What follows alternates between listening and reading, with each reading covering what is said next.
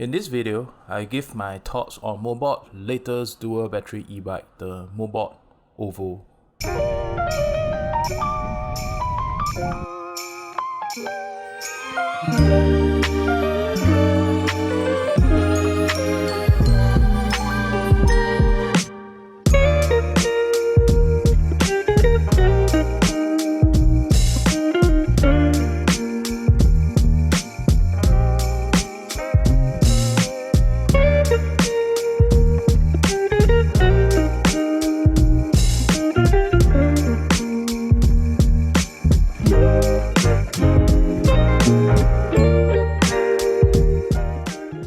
Hi everyone, welcome back to the channel.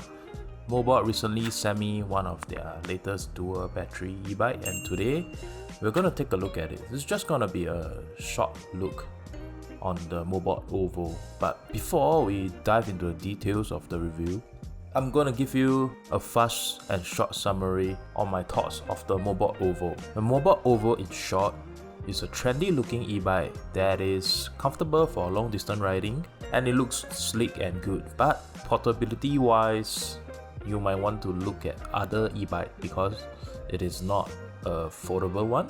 It's just straight up full frame e-bikes, you're not able to fold it. So with that out of the way, let's look at the Mobot Ovo.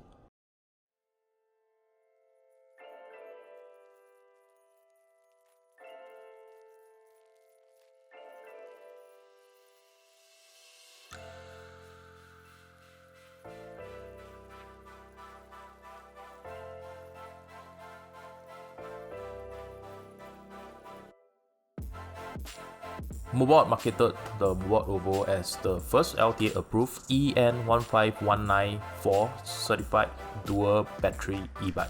So what is EN15194?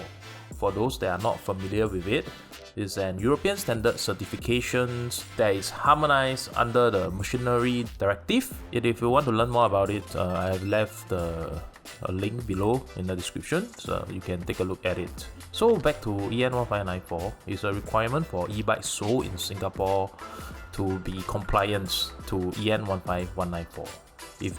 If not, the e-bike is considered non-compliant, you will not be able to register it, not being able to ride it in Singapore. So some tests that they check for includes electric circuit, controls and symbols, battery chargers, wiring, power cables and conducts, moisture resistance, mechanical strengths, maximum speed, power management, emission, braking system, pedal and crank drive systems, body frame, tire inflations, pressure, seat post and saddle, chainmail and belt drive protective device, handlebars and lightning system. So practically they test the whole e-bike so that they pass all their standards. So once again, if you want to learn more about the standards of EN15194, you can check out the directive, the link that I left in the description below. So if you are really interested, you can take a look. If not, just understand that the Mobot Ovo have passed all these tests, and LTA has approved that it has passed all these tests. So I'm not sure about the world, but currently the Ovo is the only e-bike in Singapore that had dual battery and is EN15194 LTA approved. So keep that in mind. The specification of the Mobot Ovo, it comes with a 36 volt 250 watt DC brushless motor, dual battery, like we already said so many times. So one battery is 5.2 AH and the other is 7.8 AH battery. So if you combine them both, it's a total of 13 AH in total. Okay, so for the frame wise, the Ovo uses an aluminium frame, so it will not rust. However, corrosion is still possible, so you have to take care of it and do some maintenance work so that the paintworks and the protective coatings remains in peace. You need to reapply it once in a while so that your Ovo frame is always at tip-top conditions. Not to mention all the other servicing that you might want to do yourself or bring it down to Mobot. They will help you with it. Although one of the unique selling point of the Mobot Ovo is its dual battery capability, but I find it quite cumbersome to charge both batteries instead of charging one battery at one go. When you buy the Ovo, they only give you one charger, so you will have to take turn charging the Ovo. If not, I suggest that you buy two chargers so that you can charge the Ovo. If you buy two chargers, then by all means go for it, but it's not so troublesome. If it's one charger, that means you need to charge one maybe 2 to 5 hours, and then the other one 2 to 5 hours. Then you get your full capacity so that you can ride it. So I think it's not that, it's too troublesome for that. So I would think that it's good if you're gonna buy the Ovo to get another charger from them. If not, it's very troublesome, you have to live with it. Of course, one of the things about the Mobot Ovo is that you can ride it. You can use one battery. You don't really have to always ride it with two batteries. You can just use one battery and the other one you charge it at home. But then what's the point then of having two batteries, right? So it's up for you to consider lah. Moving on, the Mobot Ovo comes with a 20-inch front and rear wheel, which is unconventional compared to other e-bikes, which usually comes with a 16-inch wheel. So theoretically, the 20-inch wheel gives you better comfort and traction during your ride compared to the smaller 16-inch wheel. And then I put it to the test, and I rode the Mobot around my neighborhood and found that the bigger wheel does provide better comfort across rough terrain. I think it's good, but then the thing is, if you are using an e-bike, right, you'll be riding on a cycling path and on the road, which is always quite smooth, except the occasional potholes. So the 20-inch might not be that big of a selling point, but food for thought, is definitely better than the 16-inch for sure, comfort wise. Pedaling, you don't consider pedaling because it's an electric bike, right? So you just cycle the same cadence and you gain the speed that you want. For the e-bike, right, the wheel size to me does not really matter, whereas I think comfort wise, and I will look for functions and comfort more than the wheel size. That's what I would feel. And foldability wise, like I say in the start, the Mobot Ovo is not foldable. So if you are thinking of using it as a portable commuting e-bike that you can fold and bring it to the MRT and then unfold it and ride around, then definitely out of the question, consider some other e-bikes. You know, the Mobot Ovo is pretty good. Aesthetic wise, the Ovo looks good with its trendy design. The e-bike has a futuristic Tron-like design and comes in some nice colorway, gold, silver and yellow. It's a minimalist design. Most of the cables are hidden and protected within the frame, giving it a clean and neat look lah. It also comes with dual disc brakes, which means better precision braking, reduced likelihood of wheel lockup compared to a regular rim brake. It's also a better overall brakes in wet weather compared to rim brakes lah. So +1 Mobot dual disc brake, but most e-bike now on the market does have dual disc brake. So once again, up to you to decide. Okay, some of the additional features that the Ovo have is a remote key lock system, which enable you to lock up the motor of the e-bike while you park it outside for a while. With the anti-theft alarm, right, I tried parking it outside. It's not very loud. When you shake it, there's some sound, but it's not meant for you to park it for long, like short while. When you go to a store, park it outside on the anti-theft alarm is alright. People still can cycle it off with it, so you still might want to get a lock just to be safe. And if you're gonna park it for long, then you better take out the battery, because someone might just take the battery and sell it. So just be careful. For accessory wise, right, the Ovo come with a front back mounting, just like the Cam Royal that I review. So they use the same mounting, same bags. You can purchase the front bags and clip it onto the Ovo. If you haven't watched the Cam Royal videos, just I left the link below and you can take a look at it. It's a very portable folding bicycle, very Brompton light. That aside, let's come back to the Ovo.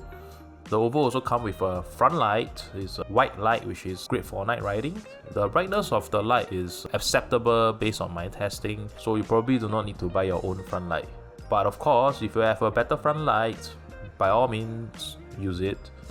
So in closing, right, the Mobot Ovo is an LTA approved EN 15194 certified 17AH dual battery that is comfortable because of the big wheels and the seats and the design, and suitable for long distance riding, of course, and it looks good too, Tron-like design and stuff. However, if you are looking for a portable e-bike, then definitely the Mobot Ovo is out of the questions. So if there's anything that I miss out on the Ovo, or you like to share your experience with the Ovo, just leave a comment below. I'm certain you will benefit others that come across these videos, and that will be the end for the video today.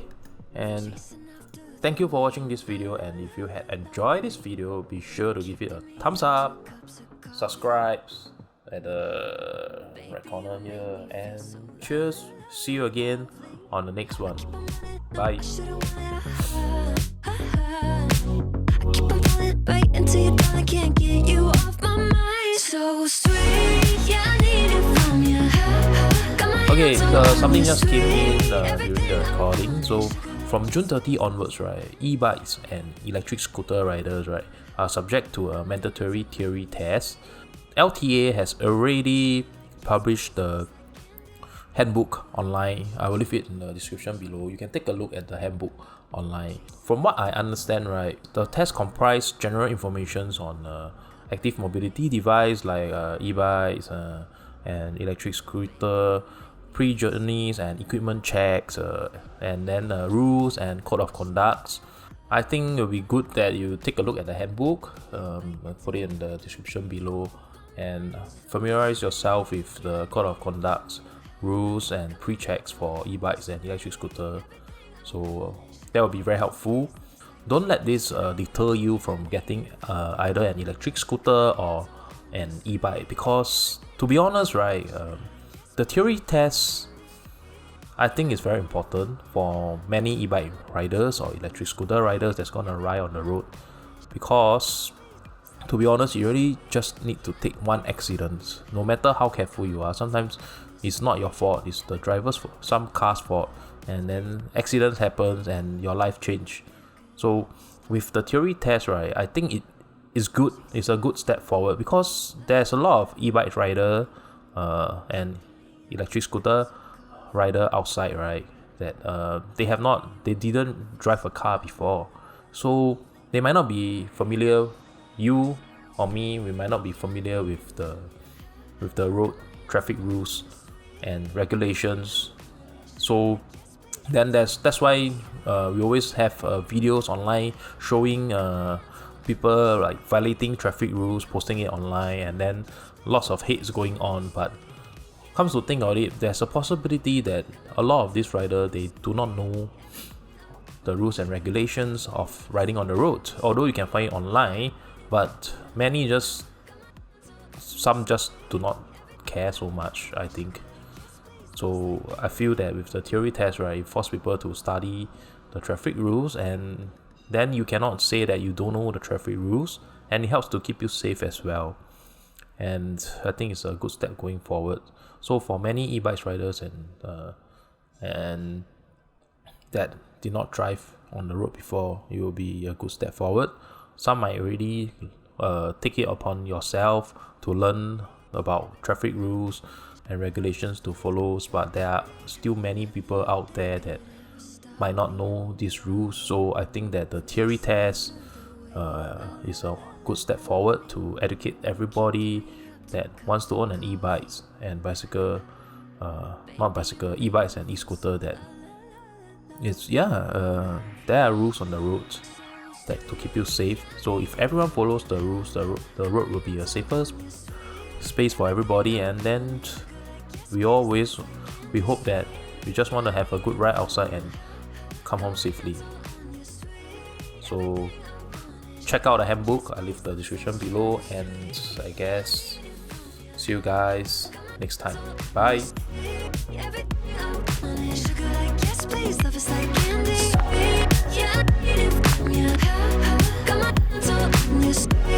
Everything I want is sugar.